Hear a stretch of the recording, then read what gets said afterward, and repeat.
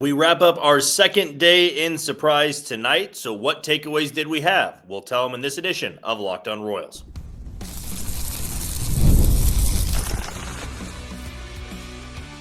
You are Locked On Royals, your daily Kansas City Royals podcast. Part of the Locked On Podcast Network, your team every day. Thank you for tuning in to another edition of Locked On Royals and the Locked On Podcast Network. As always, I'm your host, Jack Johnson, and you can find me on Twitter or X at JohnnyJ_15. That's at JOHNYJ_15. And you can also check us out on wherever you get your podcast. That can be Spotify, Apple Podcast, Amazon Music, Google Podcast, we're on Odyssey and YouTube. Again, just be sure to hit that follow button and subscribe. If you're a first-time listener, a great week for you to be tuning in. We've been having multiple episodes every single day when it comes to interviewing certain players. We had Lucas Ursig the other day. That audio is out there now on all the podcasting platforms. We had Michael Massey earlier this afternoon. And tomorrow, we have a couple lined up, but we might be getting Bobby Witt Jr. for an interview tomorrow morning. Don't know exactly what time, but that, of course, wouldn't be posted until later in the afternoon. We leave Surprise tomorrow night. So after that, my coverage here will be done, and we'll be back in Kansas City the following week. I'm actually heading off on vacation, so might have an episode for you guys Wednesday and might try to pre-record a Thursday episode. If not, we won't have anything Thursday, Friday, Saturday, or Sunday. As I'll be on vacation, won't be able to make any episodes, but hopefully having seven episodes last week and 2 a day leading up to this week would be able to tide you guys over until I get back from vacation. But again, like I said, new listeners, you want to know more about me, I'm based in Kansas City, do a lot for Sports Radio 810 WHB. That's actually how I'm down here. But when it comes to this podcast, when you click on this link, you know that you're going to be getting 30 straight minutes of Royals baseball. Today's show is brought to you by FanDuel. Right now, new FanDuel customers can get $150 in bonus bets if that first $5 bet wins. Download the app or head to FanDuel.com to get started today. Well, the plan that we're going to have leading up to tonight and into tomorrow, I'll also be popping on, I believe, all 3 shows tomorrow for Sports Radio 810 WHB. Be the New Day with SSJ. I'll also be on The Zone with Sterling Holmes tomorrow. And then, of course, the program with Seren Petro and Curtis Seabolt. So if you want to hear more of my coverage, more pop-ins, that's a great place to find me. But for just these episodes, again, we could have multiple interviews coming out tomorrow night, as well as another breakdown, some more takeaways. But for today, it really was the perfect time to give our true takeaways, maybe not just for today, but moving forward. Because we had the chance to speak to J.J. Picollo. We had the chance to speak to John Sherman, Matt Quatraro, multiple other players in the clubhouse and after practice today. So we were very, very busy, and there was lots to take away from today. And that almost felt like it was always going to be that way. When we got the schedule of what it was going to look like this week, you have a day where you're speaking to the manager, the GM, and the owner. You're going to be getting a lot of information. And for a lot of people out there going into spring training and maybe trying to ask questions through me, and I don't mean that in a way to pump myself up, but I know from a lot of commenters, a lot of listeners, followers, ask me questions on Mailbag Friday or directly to me of, do you see them getting another bat? Are they satisfied with the roster? And I almost wanted to use today as that opportunity to ask those questions from the fans to the higher ups in the organization, because what better way to do it than not go through multiple sources, but just go directly to the source if they are still searching for a middle of the order bat. And the question I asked to John Sherman about if he's satisfied with the roster, he felt like he was pretty satisfied with where they're at. But I also believe both he and J.J. Picollo are going to play it pretty safe, where you're not directly stating, hey, we're done. It's not like they answered both of my questions with, well, we're completely done and we're focused on opening day. They did leave the door open a little bit, but for my 2 cents for the answers they had with the roster satisfaction and if they're still looking for more players out there, I got a pretty strong sense that they're satisfied with where they're at. And that was a big part in pivoting to Carlos Estevez after missing on Anthony Santander was, let's shore up the bullpen, pair that with the rotation. And again, there's a lot of moving parts to this lineup. There's a lot of moving parts to the outfield. And it's not going to be as simple as they're running it back with MJ Melendez Kyle Isbell and Hunter Renfroe. Jonathan India and Michael Massey might get some run out there. We'll talk about them in the third segment. Maikel Garcia could get some run out there in center field. Joey Weimer's another guy they have high hopes for. So that answer from both of them about the roster satisfaction, yes, the door is open, but my answer to it is that they're not aggressively pursuing anybody right now. But I'll leave it with this, that J.J. Picollo mentioned guys get cut during spring training. You can always look to make deals before camp officially ends. That's all still possible.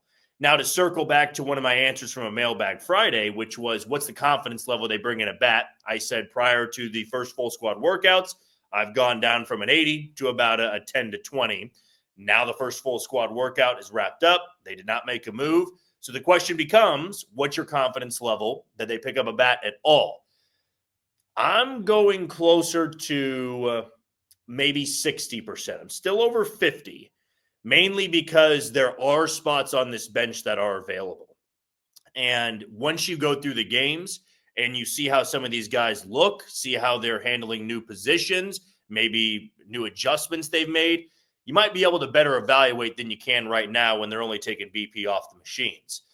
There could be injuries as well. That's what J.J. Picollo told me. Hey, injuries happen. You always got to be preparing to upgrade your roster and get them as close to 100% for the start of the regular season. And at times, that means adding more depth to make sure that you have some insurance on guys that if they go down, somebody can fill that spot properly. Or if they're struggling, you could replace them with somebody that could give better production. So on those questions I had, that was my takeaway, where they do feel pretty good about their roster right now and believe that some of their younger guys can turn in a career year, can bounce back with the struggles they had last year. Of course, that brings up MJ Melendez. That brings up Maikel Garcia. Maybe on the pitching side of things, that brings up an Alec Marsh. Out of the bullpen, maybe that brings up somebody like a James MacArthur when healthy, or a Carlos Hernandez who missed a lot of time at the big league level, not just with injury, but just with struggling. There wasn't room for him in Kansas City. So those are some of the thoughts that I had to that question, or those questions I asked both John Sherman and J.J. Picollo. Also the focus. I believe I touched on it a little bit in yesterday's episode. I did have the opportunity to ask multiple people, not just John Sherman and J.J. Picollo, but players, the difference, the change you see from a team that enters camp coming off of a successful season. And what I found fascinating about it, and speaking with Michael Massey in our interview, speaking with some guys in the clubhouse, talked to Chris Bubich, talked to Jonathan India earlier today, also talked with Cavan Biggio, who is new to the team. But for the guys that were returning, they looked at the postseason certainly as an accomplishment. They did a good job getting there, actually winning a postseason series. But this almost comes from an extension of Matt Quatraro, because I asked him the same question, and he brought up that there was a sour taste after ending the season against New York, losing those 2 games at home. That sat with them all off season long. And that's important to note here, because everybody nationally would say the Royals had an A-plus season. They achieved more than what anybody could have imagined, considering where they were in 2023, what they'd done in the offseason, and what their division looked like. Yes, there were people that picked them to win the division. They had high hopes for them. But to actually back it up, go to the postseason, sweep the Orioles out of the playoffs in the wild card series, both games on the road, then lose to the eventual American League champs, and you feel like you have a sour taste from the postseason, that shows how hungry this group is. That shows how motivated this group is, that they're not satisfied with how the season ended. And that's the competitive nature of baseball players, is they're not going to throw a parade or pop champagne for losing in the divisional series in 4 games, right? Even if they would have lost in 5 games, forced that series back to New York, they would not have been celebrating that at all. You can be proud of the accomplishments you had, but the focus now is on winning this division and getting much, much further than the ALDS. I got that sense from Michael Massey. I got that sense from Matt Quatraro. I got that sense even from some of the newer guys. And we heard this from Estevez. We heard this from Jonathan India. Heard this from Cavan Biggio. All of them basically said without saying, We like it here because there's a winning culture. And how many times has that happened in Kansas City? When it comes to the Royals, you hear a free agent say, look, I saw the down years, but I also saw what they're capable of doing. And last year, they were a good baseball team. I wanted to be a part of that.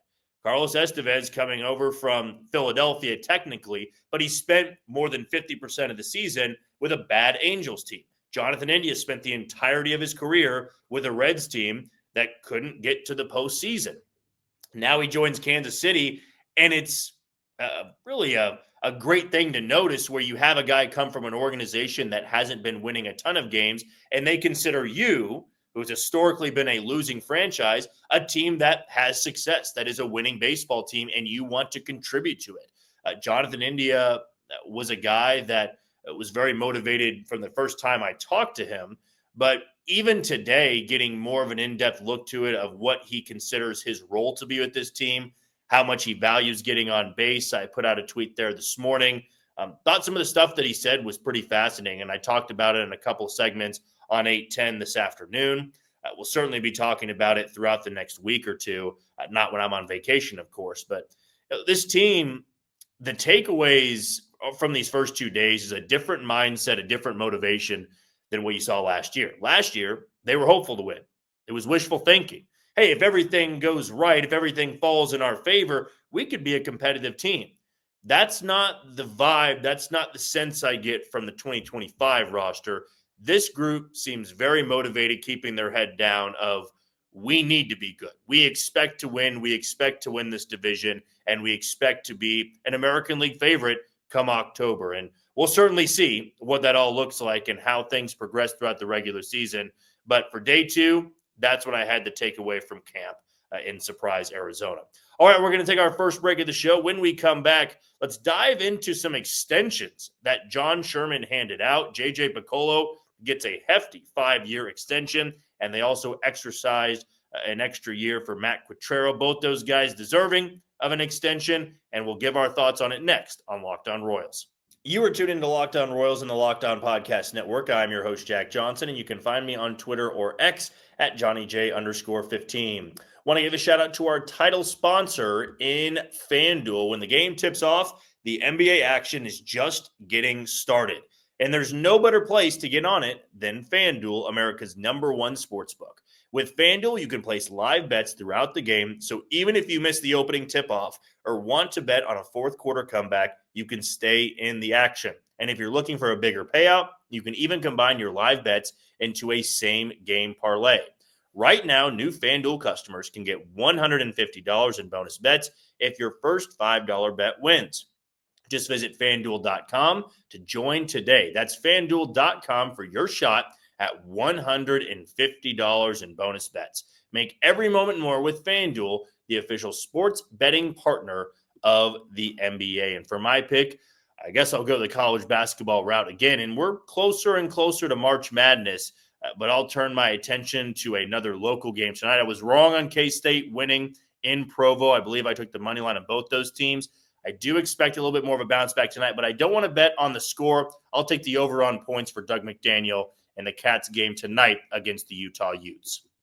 The big news this afternoon, kind of leading into the rest of our topics today, involves J.J. Picollo and Matt Quatraro. We spoke to all three this afternoon on Field 3, where the Royals were beginning practice, their first full squad workout. There was a team meeting at 9 a.m. this morning, so everybody had the chance to hear from those three.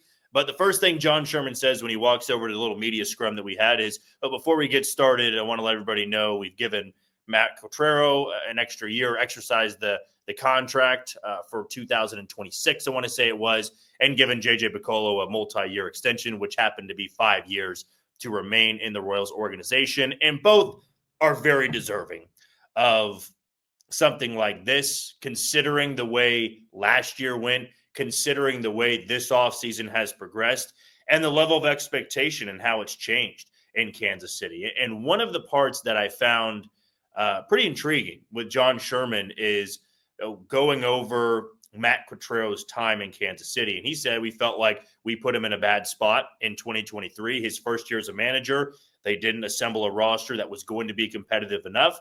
And that reflected a lot of people, or reflected on a lot of people, and they all made their opinions about how good of a manager Matt Quatraro could be.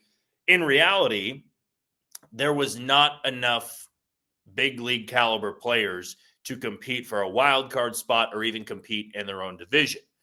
When they finally went out there and made some moves, we saw how good of a manager Matt Quatraro could be in 2024. The bullpen had its issues. The rotation was a strength. The lineup had its ups and downs. At the end of the day, they went 86 and 76. They went to the postseason. They won a playoff series. They won one game in the American League Divisional Series, and this all came after a year that was purely about evaluation. And you can talk to some of the coaches and even JJ Picollo in the front office. And John Sherman, I remember saying this about a year ago, which was, I don't like the term evaluation year because that means that we just threw it away. There was nothing we got from it. We only wanted to see what some of those guys could do. And I do believe some of it. The other part of it is, the roster wasn't good enough to compete, so you can't really spin it that they were trying to win. But that evaluation year, looking back now, was beneficial in some ways. Not every way, but beneficial in some ways to get Bobby Witt Jr. a lot of playing time, to get Matt Quatraro comfortable with a lot of the regulars that were going to be in the lineup for 2024, and it identified some serious holes and roster spots the Royals had to address. I mean, one of the questions I asked about JJ Picollo to JJ Picollo this afternoon was it more difficult last offseason to go into it knowing you had a ton of holes that you had to fill through free agency, or is it more difficult this offseason where you only have about 4 or 5 boxes to check? You can be patient, but there's a lot of names out there, and not every single one of them are going to fit the price range or they're going to fit the team need, really. And he said that this offseason was more difficult than last one. I found that interesting because you would think if I have to replace 5, 6, 7 pitchers, and I got to find some spots in the lineup, that's a lot of money to spend. Whether it's a cheap deal on paper or not, that's going to add up to a lot of money. And the fact they hit on nearly all of those free agent acquisitions, or maybe let's say over 50%, because some of the bullpen guys didn't amount to much. Hunter Renfroe struggled last year. But the ones they had to hit on, Seth Lugo, Michael Wacha, those guys were phenomenal. Those guys get A-pluses for the season. And then at the trade deadline, going out there, bringing in Michael Lorenzen. Yeah, Hunter Harvey ended up not being as healthy as they would have hoped for him to be. But also you go back to last offseason, John Schreiber comes in. He was a great piece for the bullpen. Cole Reagans, of course, becomes one of the best moves that JJ Picollo ever had. And that's why at the end of the day, as I'm speaking about this, he's deserving of that long-term contract. He's familiar with the organization. The players like to listen to him. He's got a good relationship with John Sherman. He knows the right pieces to look for. And man, if the Royals go back to the postseason again this year, even if they don't win the World Series, you now have back-to-back competitive years and only 2 years removed from a 106-loss season. You're finding the right pieces every single offseason. And when you do that, you have that fan confidence, where fans start to believe, hey, every single offseason, we're going to be a competitor. We're going to be aggressive. It gives us an incentive to go to these games to spend money on the Royals because they're not just mailing it in every single year. And yeah, it's not always going to go the way the fans expect it to. Hell, when we've done this podcast all offseason long, every time we do a video, we get a question about the middle of the order bat. They were not able to acquire that big-time middle of the order bat, at least to date. Feels unlikely they could pull off a big-time trade in spring training. Who knows, though? There is a long time to go before the start of the regular season. But JJ Picollo, deserving of this extension from John Sherman. It feels like the Royals in the last few years have done a good job taking care of its players and also taking care of its front office personnel. They brought in new voices for the front office. That seems to have been paired well with the already existing members up there. And say what you want about John Sherman, right? Not everybody's going to have the same opinion. And that goes for every single player, every single coach, and every single owner in baseball. Fans are going to have differing opinions on it. But from what I've seen the last 2 years is that the Royals are not afraid to spend money. Maybe not the amount of money everybody expects, which is why I say every fan has a differing opinion. not everybody's going to agree what J.J. Picollo has done is a phenomenal job or worthy of a 5-year extension. I totally get that. There's also people, even last year, that commented on videos that were frustrated with Bobby Witt Jr. at times, or that he wasn't living up to certain things. It happens. Even though it might not be a popular opinion, that's the reality of sports. Not everybody's going to be on the same page. But the unanimous feel that I've gotten from the fans, the listeners, the followers, all of that, is that J.J. Picollo was deserving of this. And Matt Quatraro is a manager that is going to have his moves, his decisions highlighted every single game. It happened last year, and though most of us would go, hey, this is a guy that had a 30-win turnaround in 1 year. But that doesn't mean anything in 2025 because it's a new year, new expectations, and the spotlight is even bigger on you now. But Matt Quatraro has clearly shown that he is the guy for this team. Back-to-back years at camp, I have seen how the players love interacting with him. They love his managing style, and that goes for all the coaches. When you see Alex Zumwalt, Keone Duren, and Brian Sweeney and Zach Bove walking around the clubhouse, interacting with these guys, you can see the listening skills these guys have, the intent to listen, if you will, and really pick up what they're saying. And that goes from young players, rookies, to veterans that have been in the league for 10 plus years. There seems to be a great chemistry, great camaraderie, and that's what makes it inviting to new guys like Jonathan India or Carlos Estevez or Kevin Biggio. When they're coming over from organizations, they still have to interact with new teammates and new players. But it feels like with all of those guys, especially last year when they pick up Tommy Pham, Robbie Grossman, and Yuli Gurriel in the final month of the season, they fit right in. And I think that bleeds down from managerial style, from front office style, and from just how the team interacts with each other in the clubhouse. It's inviting, it's welcoming, and that starts at the top and goes all the way down to the bottom. And that's why at the end of the day, John Sherman elected to give both these guys extensions. J.J. Picollo a little bit longer than Matt Quatraro's, but you can hand out much longer extensions to GMs than you do from managers. I don't remember many managers getting 5-year deals after 2 years on the job, but good for both of them. Very deserving. We'll see what's in store for 2025. Okay, we're going to take our final break of the show. When we come back, I want to dive into this Jonathan India, Michael Massey outfield situation. I saw Jonathan India taking reps in the outfield. I also spoke to Michael Massey today. In fact, I spoke to both of them today about this specific topic. I'll tell you what they said next on Locked On Royals.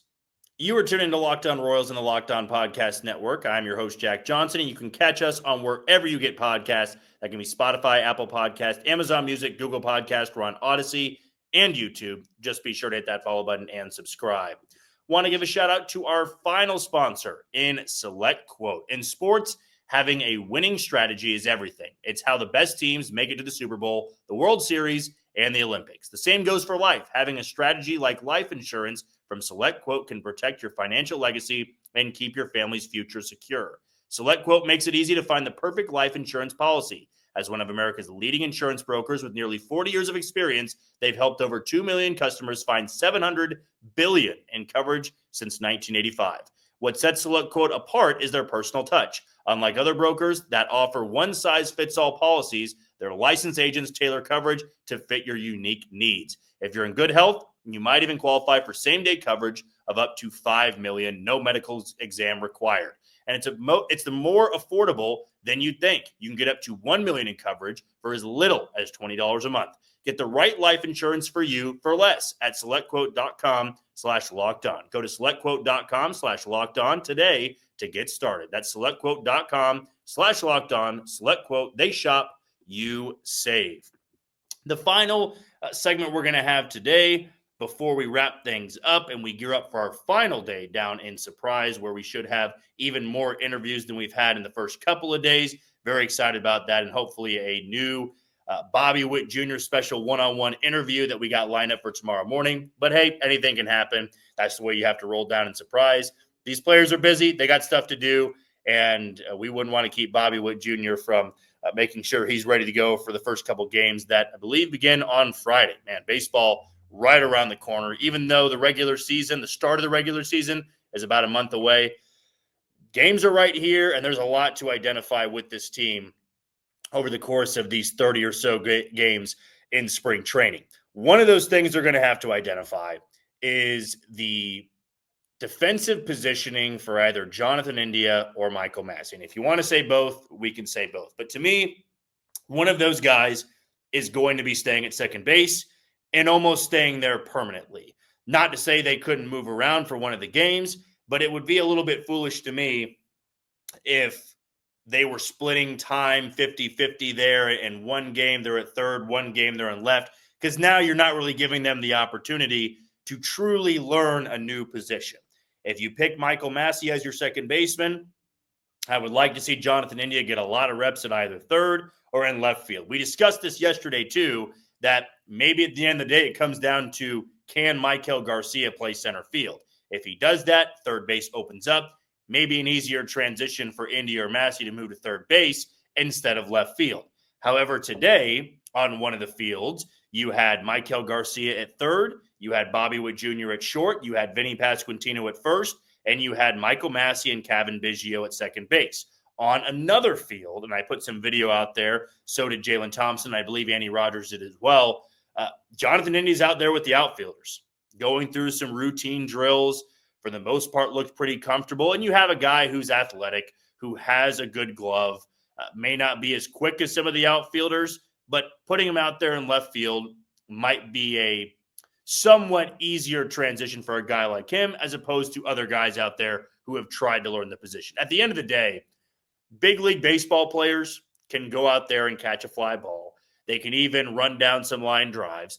They're not always going to look as polished, as smooth, but we've seen growth from a lot of guys learning new positions over the course of 5 to 10 years of Royals baseball. And even goes back further than that. I just don't want to go back too far, because you go back to the Ned Yost years, not a lot of guys played different positions. If you were a shortstop, you played shortstop. If you were third, you played third.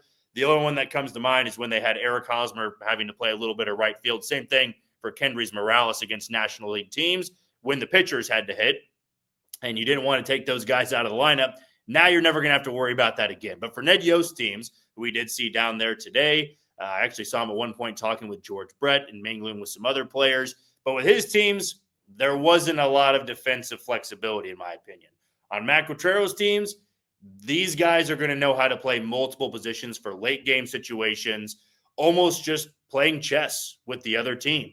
You bring in somebody late, they're going to need how to play multiple positions out there. It's what gives Cavan Biggio an upper hand to grab a bench spot. It's what gives Nick Lofton an upper hand to grab a bench spot, and that's valuable to this team. It's no surprise that when they were in Tampa Bay, speaking of Matt Quatraro and Paul Hoover, those are guys that valued in Tampa Bay the defensive flexibility. And with India and Massey, yes, one of them is going to be that true everyday second baseman. But to have both of them learning that capability to be available at third, to be available in left field, that can go a long way. And right now, it's so humorous to me that I've gone back and forth maybe 20 times in the last day or two about who I think is going to be the left fielder or who I think is going to be the third baseman. Because even though Jonathan India got the reps out in the outfield today, I don't believe it means much. I believe he just happened to take the outfield reps today, and tomorrow we're going to see Michael Massey out there. I'll be out there, so I can definitely find out if India gets back-to-back days out there or Michael Massey's going to be out there. We'll know for sure. It just is something that I feel like is going to be an ongoing debate, is going to be a decision that isn't made until very, very late in spring training, unless a guy like India or a guy like Massey goes out there and thrives, looks comfortable, looks drastically different than how the other one does in the outfield. And that could be the decision-making process. Or what could be more likely is none of them truly stand out as elite defenders, and you got to make your pick of maybe who can be more durable out there, who's got the higher ceiling out there. It is constantly going back and forth, in my opinion. I'm not sold that Jonathan India is going to run away with that spot.